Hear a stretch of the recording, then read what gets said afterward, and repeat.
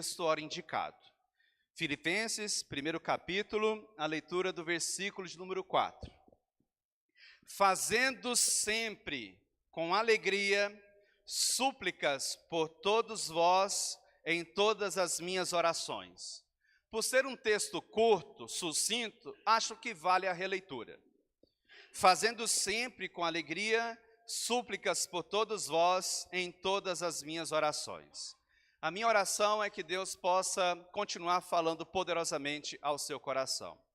No domingo passado, meus nobres e amados irmãos, nós estivemos aqui em uma ocasião muito similar a esta, e o texto que nos orientou naquela exposição foi o texto de Filipenses, primeiro capítulo, a leitura do versículo de número 3. Naquela ocasião, nós destacamos a seguinte temática: uma oração de gratidão. Por quê? Porque o versículo de número 3 versa justamente sobre uma nota de gratidão a Deus. O apóstolo Paulo, ele está seguindo os padrões das cartas neotestamentárias. Este padrão, autoapresentação, depois a apresentação dos destinatários, e logo na sequência, uma nota de gratidão a uma divindade, não é algo do apóstolo Paulo. É o padrão das cartas de seu tempo. O que ele está fazendo, tão somente, é pegando esta estrutura e cristianizando esta estrutura. No versículo número 3, o que eu e você encontramos? Uma oração de gratidão. E vimos naquele encontro 3 importantes verdades. A primeira delas, uma oração de gratidão contínua. Versículo número 3, primeira parte. O apóstolo Paulo continuamente achegava-se diante de Deus com um coração grato, cheio de júbilo, muito em decorrência do que Deus estava fazendo no coração daqueles amados irmãos. Segunda importante verdade destacada naquele último encontro, uma oração de gratidão a Deus. Versículo de número 3, segunda parte. A oração do apóstolo Paulo de gratidão não é uma oração de gratidão aos irmãos em Filipos, embora ele pudesse trazer uma nota de gratidão a algum membro específico. Mas o apóstolo Paulo está convencido de que se alguma coisa boa estava acontecendo entre aqueles irmãos, era o resultado do agir de Deus na vida deles. Por causa disto, a sua oração de gratidão não é aos deuses pagãos de seu tempo, mas ao único e verdadeiro Deus, cuja existência é tão magnífica que faz com que todos os outros seres dependam de si mesmo. Terceira importante verdade, uma oração de gratidão abrangente. O apóstolo Paulo inclui não somente aqueles que lhes fora favorável, mas também aqueles que lhes fora desfavorável. Porque o apóstolo Paulo estava convencido de que nada é por acaso. Se nada é por acaso, ele podia continuamente alimentar um coração grato ao Senhor. E aí eu chamo a sua atenção para um detalhe. O que eu e você temos no versículo de número 4? Uma quebra de raciocínio. Aquilo que os comentaristas chamam de anacoluto. Você já começou a falar alguma coisa e de repente a sua mente deu uma pequena vagueada, e aí lá na frente você retoma aquilo que você estava falando originalmente? É alguma coisa que acontece aqui. O complemento da oração de gratidão, que começa no versículo número 3, vai estar justamente no versículo número 5. O versículo de número 4, ele se constitui um anacoluto, um certo vaguear da mente do apóstolo Paulo. Não é que ele perde de vista aquilo que ele estava falando, não. O seu coração está cheio de júbilo, mas neste júbilo ao Senhor, ele também tem espaço para súplicas, para intercessões. Daí a existência do versículo de número 4. E o que é interessante é que o versículo de número 4, ele se constitui uma unidade completa. Ele tem começo, meio e fim. E à luz deste versículo, nós podemos aprender aqui algumas lições importantes. A primeira delas, Uma oração de intercessão contínua. Pergunta, onde é que está isso no texto? Versículo de número 4, primeira parte. Olha o que o apóstolo Paulo vai escrever. Fazendo sempre. Se eu e você formos lá no original grego, o que é que eu e você iremos ter acesso? A um verbo no modo indicativo, no tempo presente, na voz ativa. Você sabe o que isso significa dizer? Que a ação do apóstolo Paulo em achegar-se diante de Deus com uma súplica, com uma intercessão, com pedidos específicos, não era uma questão do passado distante, do passado mais recente, ou de um tempo presente a ser-lhe conveniente. Alguma coisa do tipo assim, quando eu me lembro, eu oro por vocês. Ou, de tempos em tempos, eu me lembro de vocês, e então eu apresento diante de Deus, não somente as minhas orações de gratidão, mas também as minhas orações de intercessão. Não era assim. As duas primeiras palavras traduzidas no nosso vernáculo, na nossa língua, no português, indica que era uma ação sempre muito contínua. Você sabe o que significa dizer? O apóstolo Paulo continuamente achegava-se diante de Deus para interceder pela vida dos crentes filipenses. O apóstolo Paulo acreditava no poder da intercessão.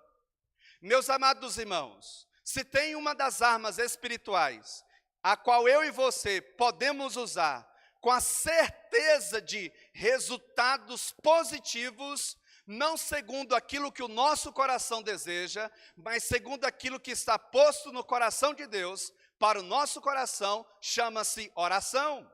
Nós servimos a um Deus que responde orações. Deus não está com seus ouvidos fechados, Deus não está com seus olhos tampados, Deus não está com as suas mãos encolhidas, já nos advertia o profeta Isaías. São os nossos pecados que fazem separação entre nós e o Senhor. Deus tem prazer em responder às nossas orações. Tiago, no seu capítulo de número 4, na sua epístola, nos chama a atenção para o fato de que nós pedimos e não recebemos, porque pedimos mal, para esbanjar em nossos próprios prazeres. O versículo de número 4 é uma advertência: infiéis, hipócritas, amigos do mundo, não se enganem. Todos aqueles que quiserem ser amigos do mundo se constituirão inimigos de Deus. E se tem alguém da qual eu e você jamais poderemos cogitar a possibilidade de sermos inimigos, é justamente Deus. Por quê? Porque dele nós obtemos o ar que respiramos, a vida que temos. O apóstolo Paulo, imbuído destas verdades, movidos por estas verdades, ele não perde tempo e continuamente achegava-se diante de Deus com um espírito de oração, mais precisamente de intercessão, em especial pela igreja dos Filipenses. E aí eu chamo a sua atenção para um detalhe. O que é oração? Oração é comunicação pessoal com Deus, nas palavras do Dr. Wayne Grudem. O que é súplica? Súplica é um pedido ou uma petição por uma satisfação de uma determinada necessidade sentida. Vamos tentar ilustrar isso? Oração. Ó Deus, abençoe a Igreja Presbiteriana de Itumbiara. Abençoe, Senhor Deus, a liderança desta igreja. Uma súplica. Ó Deus, abençoe a vida do pastor Marcelo. Ó Deus, abençoe a sua vida espiritual. Ó Deus, abençoe a sua chamada. Ó Senhor, abençoe os seus estudos. Ó meu Deus, use o pastor Marcelo domingo após domingo. Perceba que oração, ela traz uma linguagem mais geral. A súplica, ela está envolvida de pedidos mais pontuais. A necessidade sentida, uma petição, em favor da satisfação de determinada necessidade sentida. O apóstolo Paulo, por exemplo, em Atos 16, nós somos informados, tal como vimos no domingo passado, na cidade de Filipos, ele foi preso, ele foi colocado no tronco, ele foi açoitado diante da multidão, ele se viu humilhado diante de todos, mas na cidade de Filipos, ainda em Atos capítulo 16, ele viu a conversão do carcereiro e de toda a sua família. Ele teve acesso a Lídia, uma parceira fenomenal de seu ministério, bem como de seus companheiros, e ele também viu a libertação de uma jovem possessa por um espírito demoníaco, um espírito que trazia a ela capacidades de adivinhar. O apóstolo Paulo poderia se lembrar muito claramente, não somente das dificuldades, mas também das bênçãos recebidas junto àquela igreja. O apóstolo Paulo estava muito consciente de que, embora a igreja dos Filipenses tenha sido a maior parceira do seu ministério, é tanto que nenhuma outra epístola ganha a alcunha de a epístola da alegria, a não ser a epístola dos Filipenses. Porque aqui o apóstolo Paulo deixa transparecer a sua satisfação em manter contato com aqueles amados irmãos. Mas isso não significa dizer que era uma igreja perfeita. Havia problemas no interior daquela igreja. Problemas que levavam o apóstolo Paulo a sempre estar intercedendo pela vida daqueles irmãos. Havia, por exemplo, no interior da igreja dos Filipenses, falsos ensinos. Falsos profetas rondavam a igreja dos Filipenses. E alguns irmãos estavam cedendo a heresias, a doutrinas falaciosas. Na igreja dos Filipenses, meus amados irmãos, havia disputas internas. Haviam duas mulheres, Evode e Sintique, tal como mencionadas no decorrer dessa epístola, que não se bicavam. Havia um atrito entre essas duas mulheres que o texto não deixa claro que atrito era esse, o que causava essa discórdia. A verdade é que o apóstolo Paulo teve que gastar tempo para trabalhar estas disputas internas no contexto da igreja aos Filipenses. Por quê? Porque essas disputas internas começavam a afetar a unidade da igreja. Havia, por exemplo, no contexto da igreja dos Filipenses, um certo mundanismo.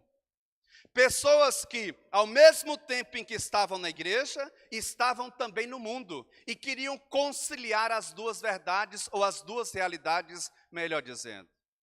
Havia pessoas no interior da igreja dos Filipenses desanimadas com o evangelho, desanimadas com a fé, desanimadas com os rumos que o evangelho estava tomando, mais precisamente na pessoa de seus apóstolos. Por exemplo, o apóstolo Paulo, quando escreve essa epístola, ele estava preso, e aqueles irmãos sabiam disso. Aqueles irmãos sabiam, por exemplo, que o apóstolo Paulo poderia morrer a qualquer instante. Os mais fracos na fé estavam atemorizados, eles estavam com medo. Calma aí, se o apóstolo Paulo pode morrer a qualquer momento em decorrência da sua fidelidade ao evangelho, isso significa que nós também poderemos enfrentar isto. É tanto que o apóstolo Paulo escreve para tratar este tipo de problema no interior da igreja. Onde é que eu quero chegar com essas informações? A igreja dos Filipenses foi a maior parceira do ministério do apóstolo Paulo. Nenhuma igreja o ajudou mais do que a igreja dos Filipenses ao lado da igreja da Tessalônica, mas havia problemas.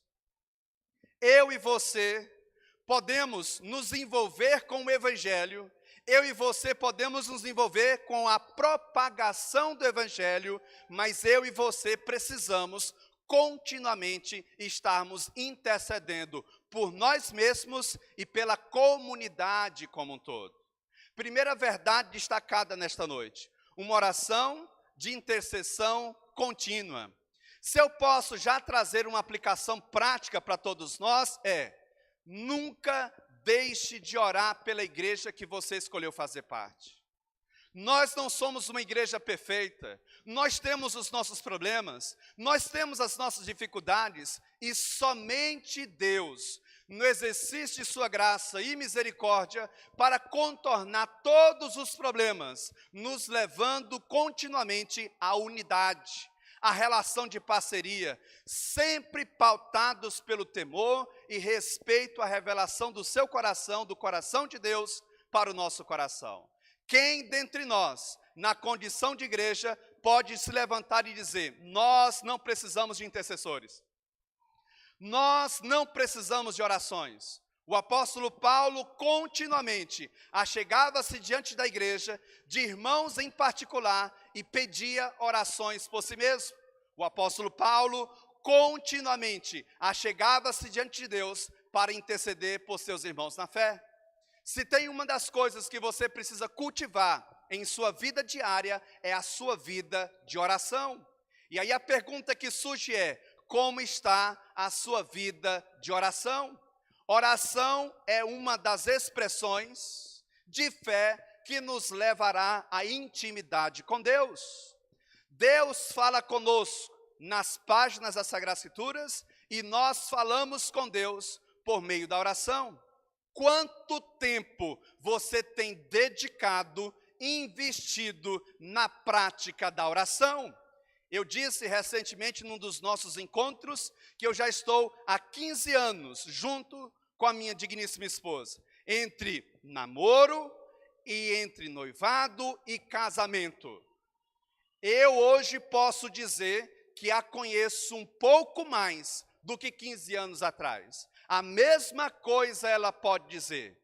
Se há algum tipo de conhecimento mútuo entre nós, é decorrente da nossa intimidade, da nossa relação, do tempo investido um para com o outro. Como é que eu e você iremos ter intimidade com Deus? Como é que eu e você dizemos que vamos para o céu de Deus, mas nós somos fracos, frágeis, superficiais no exercício da prática da oração? Não faz sentido, meus irmãos. Nós estamos indo para o céu de Deus, mas nós não gostamos de gastar tempo orando, falando com Ele. Qual foi a última vez que você se achegou diante de Deus para orar e você se perdeu no tempo? Qual foi a última vez que você dobrou o seu joelho diante do Senhor antes de dormir e quando você menos esperou, já era 1h da manhã, 2h da manhã? Qual foi a última vez que por discernimento, durante a noite ou durante o dia, você sentiu a necessidade de orar? E então você falou com o Senhor, e Deus se mostrou presente, trazendo-lhe força, trazendo-lhe renovação espiritual. Cuidado, se tem uma área da qual você precisa continuamente manter afinada, é a sua vida ou a área da oração em sua vida. Primeira verdade na noite de hoje, uma oração de intercessão contínua. Eu preciso das suas orações. Nós precisamos das orações uns dos outros. Segunda importante verdade na noite de hoje, uma oração de intercessão alegre. Onde é que está isso no texto? A sequência do versículo número 4. Olha o que diz o texto. Fazendo sempre com alegria. Interessante, por quê? Porque o apóstolo Paulo poderia se lembrar dos momentos difíceis que enfrentou no processo de plantação da igreja em Filipos. Eu ressaltei agora há pouco, em Atos capítulo 16, que é o texto que nos fala do projeto de plantação da igreja em Filipos, o apóstolo Paulo sofreu as situações mais adversas, angustiantes, terríveis. O apóstolo Paulo se viu à beira da morte. Só que aqui o apóstolo Paulo está dizendo o seguinte: continuamente eu me achego diante de Deus para interceder por vocês, e eu não faço isso com tristeza, eu faço isso com alegria. Lembrando sempre que a alegria nas páginas das Sagradas Escrituras nem sempre está associada a sorrisos. Tem pessoas que têm a capacidade de serem cativantes, chegam e logo se sobressaem aos demais. Eles contam uma piada, eles são sorridentes, eles têm uma gargalhada alta, eles chegam chegando. a verdadeira alegria, tal como apontada nas páginas das Sagradas Escrituras, está muito mais associada a uma vívida confiança em Deus do que a sorrisos e gargalhadas. Você sabe o que eu quero dizer com isso? Eu não, o texto bíblico, o indivíduo, ele pode estar sorrindo, contando piadas, gargalhadas, mas lá no fundo o seu coração estremece. Por quê? Não existe uma relação de completa dependência de Deus. Em contrapartida, o sujeito em dados momentos ele é sisudo, ele é sério, ele é formal, você não o vê contando piadas, você não o vê dando gargalhadas altas, você o vê chegando e mal o vê saindo, mas lá no seu coração está uma vívida confiança em Deus. A verdadeira alegria nas páginas das Sagradas Escrituras nem sempre está associada a sorrisos, a gargalhadas ou a coisas do tipo, mas a uma vívida dependência de Deus. Por isso o apóstolo Paulo, quando continuamente achegava-se diante do seu Deus, para interceder pela igreja dos Filipenses, a despeito de todas as dificuldades, ele fazia isso com alegria. Por quê? Porque ele confiava em Deus, ele esperava no Senhor. Uma das coisas que eu tenho tentado mostrar a essa igreja, desde a minha primeira participação nos trabalhos este ano, foi que não existem acasos. Nada é por acaso, meus irmãos. Nada é um acidente de percurso. Seja uma palavra proferida, uma ação idealizada ou realizada, não existem acasos. O apóstolo Paulo está tão convencido disto, que mesmo em face das muitas lutas enfrentadas por ele, durante o projeto de plantação desta igreja, ele se lembrava do cuidado de Deus em meio a todas essas dificuldades. É por isso que o seu coração sempre era inundado por júbilo, alegria indescritível. Lembrando a todos que a verdadeira alegria, resultado da intimidade com Deus, ela independe das circunstâncias terrenas. A alegria nas páginas das Sagradas Escrituras, mais precisamente do Novo Testamento, é o equivalente de Shalom nas páginas do Antigo Testamento. Você sabe o que isso significa dizer? O mundo pode estar desabando sobre a cabeça do sujeito. Tudo pode estar dando errado. Ele mirou ir para frente e só consegue dar ré.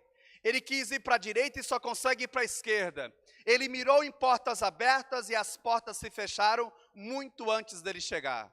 Ele planejou um ano abençoador e o ano se mostra extremamente adverso. Mas ainda assim, o seu coração está numa relação de total dependência do Senhor, numa vívida expressão de confiança em Deus. Por quê?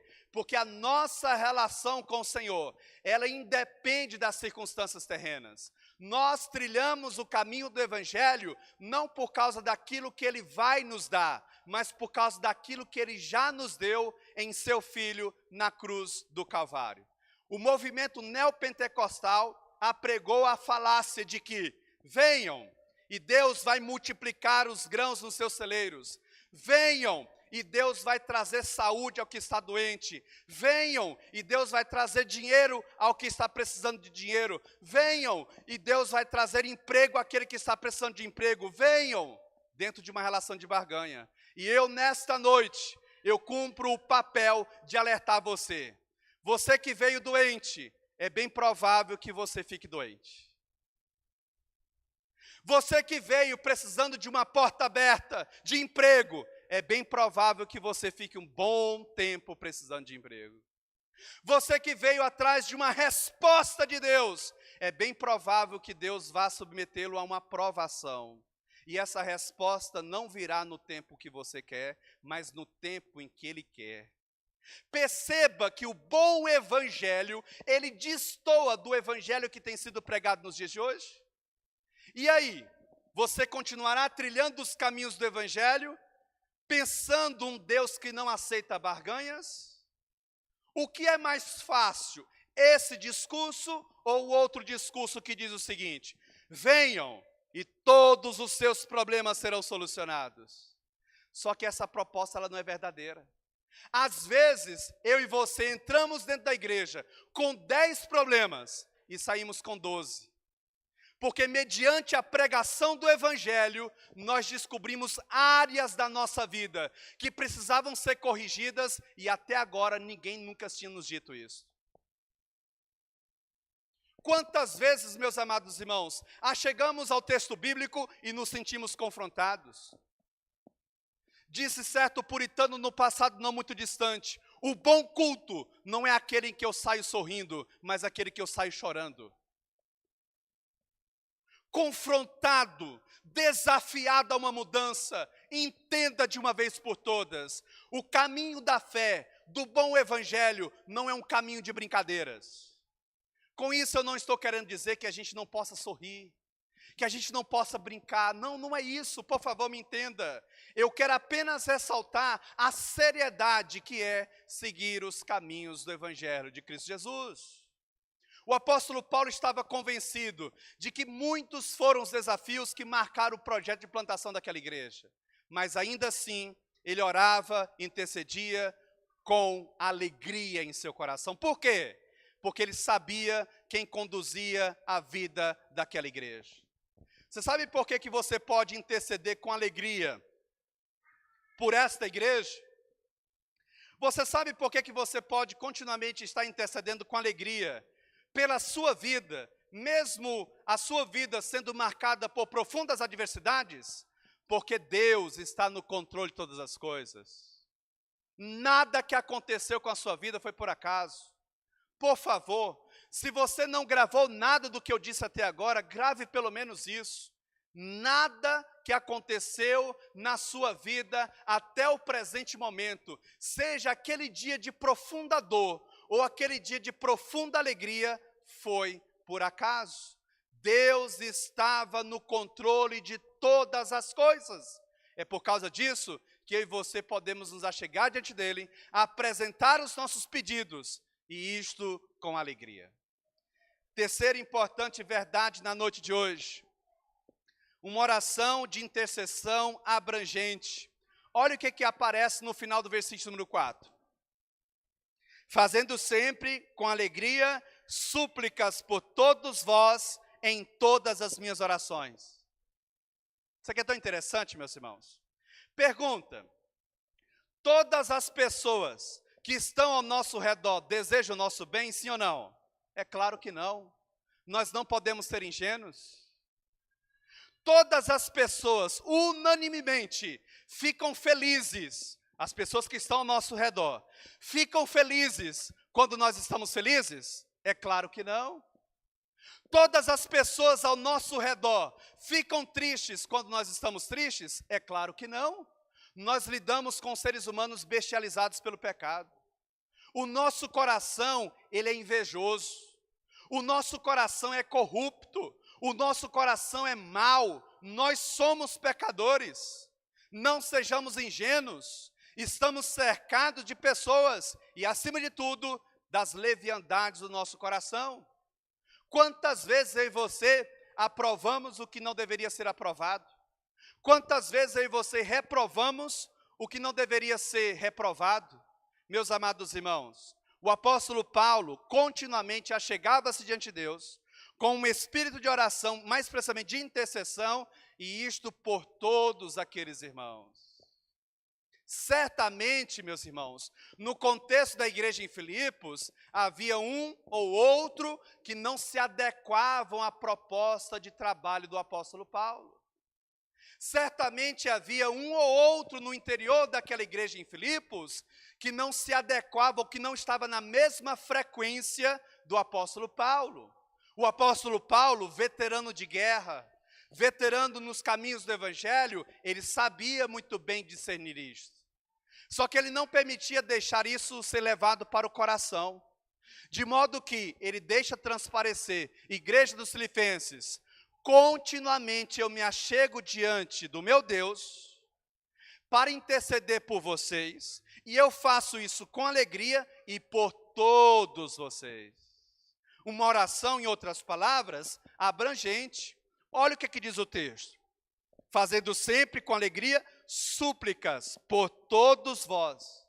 Se já não tivesse sido isso ficado claro, ele ainda complementa, em todas as minhas orações. O apóstolo Paulo era um homem de oração. E você? E eu? Nós somos homens de orações? Nós somos homens devotados à prática da oração? Nós somos cristãos dedicados no exercício desta arma espiritual chamada oração? Talvez aqui esteja uma das razões, meus amados irmãos, porque não recebemos aquilo que nós esperamos de Deus, porque oramos muito pouco. Se eu e você formos para Lucas capítulo 18, lá eu e você somos advertidos acerca da necessidade de orarmos continuamente sem esmorecermos. O apóstolo Paulo, nas suas cartas dirigidas à igreja na Tessalônica, ele chega a dizer, orai e façam isso sem cessar. Meus amados irmãos, John Piper, certa feita, numa das suas pregações, ele disse, há determinadas coisas na nossa vida que Deus não vai realizar se nós não orarmos. Talvez aqui esteja uma das razões porque determinadas áreas da sua vida estão bloqueadas. Não é que Deus precisa das nossas orações para fazer alguma coisa em nós. Não. As nossas orações, elas nos colocam no nosso devido lugar. Alguém disse certa feita, nós oramos não para instruir a Deus, mas para instruir a nós mesmos. Nós oramos não para dizer a Deus o que Ele deve fazer ou não fazer. Pelo contrário, nós oramos para que nós saibamos quem foi que nos deu aquilo que nós pedimos. Por que que Deus incentiva a prática da oração? Por que que Deus incentiva continuamente cultivarmos a prática da oração? Para que eu e você vivamos vida de total dependência dEle. Você sabe por que que determinadas áreas da nossa vida não vão para frente? Talvez aqui esteja uma das razões. Deus quer que você ore um pouco mais. Deus quer que você interceda um pouco mais. Deus está pronto a dar a você aquilo que você quer. Mas porque você não tem orado, Deus está forçando você a orar. Deus está forçando você a depender mais dEle do que de você mesmo. Determinadas portas não se abrirão se eu e você não orarmos. Pastor, então Deus depende das nossas orações? Não, não é isso. Mas é o mecanismo de Deus trabalhar em nós a nossa total dependência dEle. O apóstolo Paulo achega-se diante de Deus com o seu espírito de oração, uma oração de intercessão, e ele não escolhe pessoas. Eu poderia muito bem orar somente por aqueles que me favorecem. E aqueles que pisam no meu pé? E aqueles que são desfavoráveis a mim? Estes eu não intercedo. Estes eu não vou chorar diante de Deus. Pelo que parece, essa não era a postura do apóstolo Paulo. Continuamente, ele achegava-se diante de Deus com um espírito de oração, de intercessão, e isso de forma abrangente. Você muito bem deve saber que se eu e você amamos aqueles que nos amam, nós estamos fazendo o que demais? Disse Jesus. Precisamos amar também aqueles que nos perseguem. E uma das formas de nós demonstrarmos amor por aqueles que nos perseguem é estarmos intercedendo continuamente por suas respectivas vidas. Pergunta: qual foi o último dia que você chorou diante de Deus? Pela pessoa que continuamente pisa no seu pé. Eu não estou falando daquele tipo de oração assim, Senhor, mata ele. Senhor, mata ela. Não estou falando desse tipo de oração. Qual foi o último dia que você chorou diante de Deus por aquela pessoa que não perde a oportunidade de apontar os seus erros? Como se você não o soubesse deles. Qual foi o último dia que você chegou diante de Deus e disse, Senhor, eu sei, a relação não é fácil, ó Deus. mas eu intercedo por ela, eu intercedo por ele. Senhor, abençoa a família, os sonhos, os negócios, a nossa relação, que seja uma relação de proximidade. Ó Deus, me ajude a caminhar com determinado irmão, me ajude a caminhar com determinada irmã. Qual foi o último dia? O apóstolo Paulo achega-se diante de Deus com uma oração de intercessão pela igreja dos Filipenses, e é uma oração abrangente. Certamente havia pessoas ali que não iam com a cara do apóstolo Paulo, mas ainda assim eram alvos das suas orações. Vamos concluir a exposição nessa noite. Uma oração de intercessão foi o tema, o texto Filipenses 1:4 e 3 importantes verdades. Uma oração de intercessão contínua, uma oração de intercessão alegre, uma oração de intercessão abrangente. Quais são as aplicações disso para a nossa vida, em termos práticos? A primeira delas, nunca deixe de orar por si mesmo e por seus irmãos. Ore. Deus responde orações. O que está no seu coração e que precisa ser feito? Deus pode fazer. Ore. Acredite no poder da oração. Deus responde orações. Por exemplo, vou dar só um exemplo. A minha mãe está num tratamento de câncer. E nós temos orado todos os dias. E nós temos visto o cuidado de Deus para com a minha mãe. Nós oramos pela vida do meu garoto, que foi diagnosticado numa leitura preliminar do médico como um começo de pneumonia. Graças a Deus, essa suspeita se esvaziou. Não é. Ele estava agora, levei ao médico antes de vir para a igreja pregar. Inclusive, deleguei ao nosso irmão Anderson, se possível fosse, que ele buscasse a minha família, minha esposa e meus filhos no hospital e pudesse levá-los para casa. Eu não tenho dúvidas de que Deus está guardando a minha família. Creia no poder da oração. Deus responde orações. Segunda importante aplicação. Não deixe que as circunstâncias da vida roube a alegria do seu coração no Senhor. Eu sei que não é fácil, meus irmãos. Quantas vezes nós oramos, e a sensação que a gente tem é que a nossa oração não passou do teto do nosso carro, do teto do nosso capacete, do teto da nossa casa, do teto da igreja. Parece que não tinha ninguém do outro lado ouvindo. Que nada, nenhuma circunstância adversa roube de você a sua alegria no Senhor. Continue confiando. Deus está ouvindo você. Deus está vendo todo e qualquer tipo de situação que você tem passado. Apenas confie. Mais cedo ou mais tarde, alguma coisa vai acontecer. E Deus trará alívio às tuas lutas e às tuas provações. Isso aqui não é demagogia. Isso aqui é resposta bíblica. Isso aqui é Bíblia. Deus responde orações. Então não perca a sua confiança em Deus.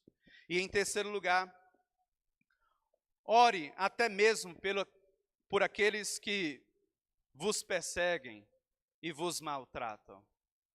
Eu sei que é difícil. Orar por aquele que não perde a oportunidade de apontar um erro em nós. Uma vez, meus irmãos, aqui num rápido devagar da minha mente, certa feita, ouvindo um pregador, gosto muito de ouvir pregações, ele dizia o seguinte: Caim não pode morrer. Meus irmãos, nós precisamos de um Caim em determinados momentos da nossa vida. Que Deus tenha misericórdia da nossa vida. São os irmãos difíceis, são as relações difíceis do nosso dia a dia, que nos mostram que nós precisamos orar, que precisamos de paciência, que precisamos depender mais de Deus do que de nós mesmos. Então interceda, não somente por aqueles que lhe são favoráveis, mas também por aqueles que lhe são desfavoráveis. Vamos orar, vamos falar com o nosso Deus. Ó Deus, nós te louvamos.